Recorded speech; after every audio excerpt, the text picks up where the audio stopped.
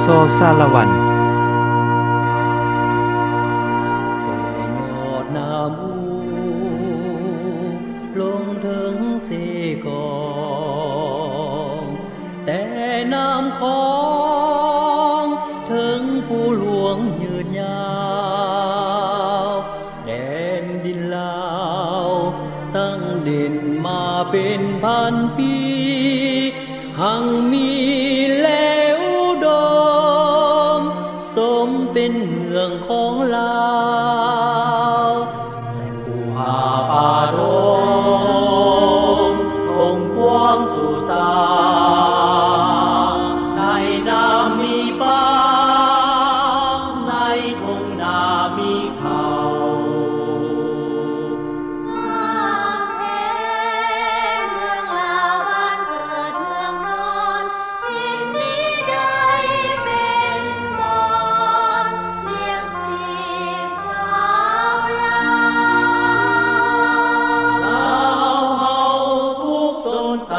ศิลาอาถร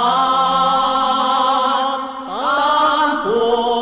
งหุงอันหาภูมิไพลีหากษาศักดิ์ศรีเกียรติศักดิ์ของชาติสู่โลกองค์อาจปกปักทินฐา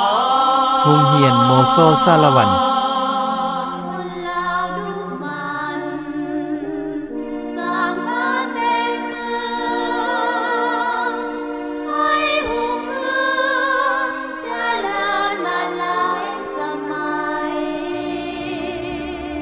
สร้างบุญมา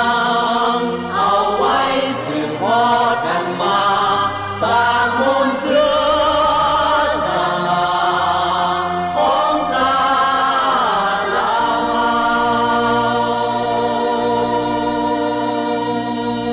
ฮุงเฮียนโมโซซาลาวัน